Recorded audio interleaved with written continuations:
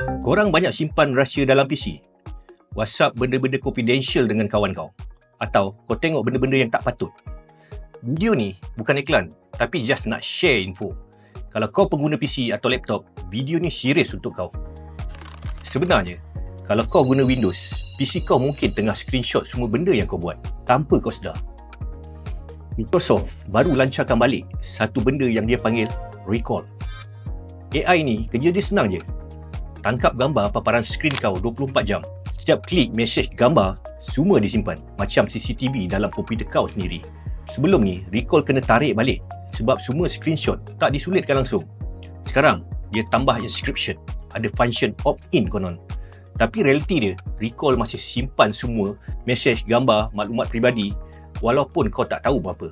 Kalau kau chat dengan kawan kau guna PC Windows, mesej kau boleh jadi tercedok walaupun kau tak pernah setuju apa-apa pun. Pakar panggil benda ni privacy nightmare.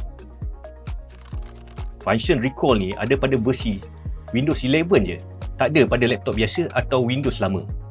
Tapi, isu utama dia, kalau kawan kau guna laptop Copilot Plus ni dan Recall aktif, data kau mungkin termasuk sekali. Contoh bila kau share gambar, mesej atau borak sesuatu. Semua ni boleh jerat kita balik. Dan kadang, kita sendiri tak sedar benda ni tengah berlaku.